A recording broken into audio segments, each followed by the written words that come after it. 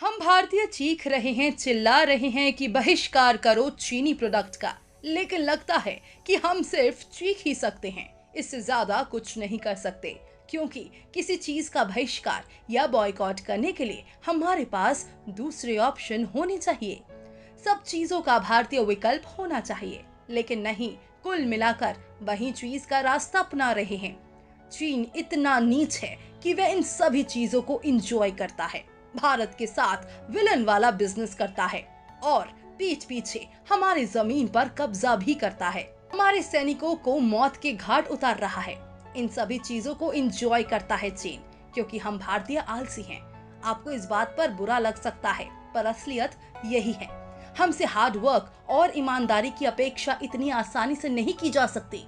ये सत्य है। इतना टेंशन चल रहा है भारत चीन के बीच लद्दाख में हुए विवाद को लेकर। बॉर्डर पर अभी हमारे पास चीनियों को देने के लिए जवाब नहीं, और multinational civil construction firm Shanghai tunnel engineering company limited का ठेका ले जाती है।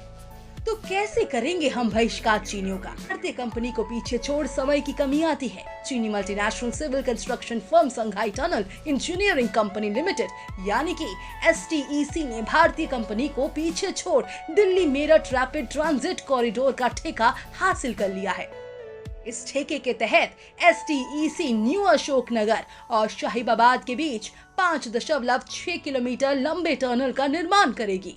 इस ठेके के लिए 5 कंपनियों ने बोली लगाई थी, लेकिन सबसे कम 1126 करोड़ की बोली STEC की थी। निविदा प्रक्रिया में कुल 5 राष्ट्रीय और बहुराष्ट्रीय बोलीदाताओं ने भाग लिया था, लेकिन सबसे कम दाम की बोली लगाकर STEC ने इसे हासिल कर लिया।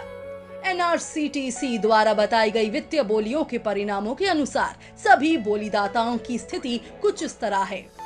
Shanghai tunnel engineering company limited 1126 crore, Larsen and ट्रूबो लिमिटेड 1170 करोड़, ग्लेनमार्क अगीस नाय 1326 crore, Tata projects limited 1346 crore, infrastructure limited 1400 crore. अब आप समझ लीजिए कि इतना कम कोड करके शंघाई पैसा तो फिर भी कमा लेगी, और ये प्रोजेक्ट उन्होंने हथिया भी लिया है। भारत से क्या जीत नहीं गए?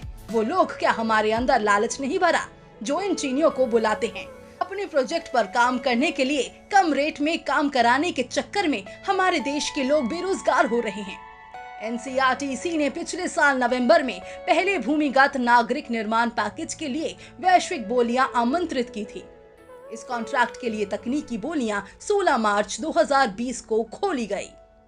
रिपोर्ट के अनुसार company Delhi Ghaziabad Meerut RRTS corridor पर TBM द्वारा कट और कवर विधि का उपयोग करते हुए न्यू अशोकनगर से शाहीबाबाद UP रैंप तक ट्विन टनल का डिजाइन व उसका निर्माण करेगी।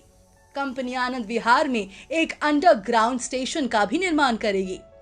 NCRTC द्वारा स्वीकृति पत्र मिलने के बाद STEC 1095 दिनों से सुरंग निर्माण का काम पूरा करेगी। कंटेंट की शर्त के अनुसार टनल का काम TBM द्वारा कट और कवर विधि के माध्यम से ही किया जाएगा। अब आप सोच कर देखिए कितना बड़ा कंस्ट्रक्शन देश की राजधानी से मेरठ तक जाएगा, और ये करने के लिए किसी भी भारतीय कंपनी की बोली स्वीकृत नहीं की गई। उन्होंने बोली ही इतनी लगाई थी, और अगर नहीं भी लगा पाई तो हमें अपने देश के लोगों से ही काम कराना था, ना कि अंतर्राष्ट्रीय लोगों को रोजगार देना था। हमें अपने देश में रोजगार रखने की जरूरत है। जब हम कोरोना से पूरे संक्रमित हैं, पूरी तरीके से हम नीचे की ओर जा रहे हैं, हमारी इकोनॉमी धीरे धीरे घटती जा रही है, तो इस मोमेंट पर हर किसी को रोजगार की जरूरत थी। तो ऐसे में देश के लोगों से ही काम कराया जाना चाहिए था। लेकिन ये जो भी हुआ है बेहद खराब डिसीजन है, और इसके पीछे सरकार नहीं, उनकी मजबूरी तो रही ही होगी। साथ ही हम में भी कुछ खामियां हैं। हम अपने आप को अनुशासित नहीं कर पा रहे। हम अपने आलस, विलासिता और करप्शन से जूझ रहे हैं। अगर हमसे कहा एक ईमानदारी पूर्वक काम करो, कम से कम रेट में काम करो, या फिर कहा जाए देश के लिए काम करो, तो शायद हमारे लिए मुश्किल हो जाएगा। इसके साथ ही ये धीरे धीरे भारत पर भी अपना अधिवक्ता जमा लेंगे। अपना सपना पूरा करना चाह रहे हैं। पहले देश के मार्केट में चीनी सामान उतारा, अब हमारे कंस्ट्रक्शन कंपनी पर भी हावी होने जा रहे हैं, और ये धीरे धीरे हो भी रहा है। अगर जल्द ही भारत सरकार ने इस चीज पर अपनी नजर नहीं डाली तो आने वाले सिचुएशन में बहुत खराब माहौल हो सकता है। इन सभी चीजों से हम किसी ना किसी तरीके से गुलामी की जंजीरों से घिरते जा रहे हैं। फिर से हम आर्थिक गुलामी का शिकार हो जाएंगे। इससे बचने के लिए जरूरी है कि देश का हर युवा जागे और विलासिता आलस्य को छोड़ हार्ड वर्क करे, देश के प्रति काम करने के लिए आगे बढ़े। तो दोस्तों, क्या आप भी चीनी सामान का बहिष्कार करते हैं? क्या आप भी अपने देश में भारतीय प्रोडक्ट देखना चाहते हैं?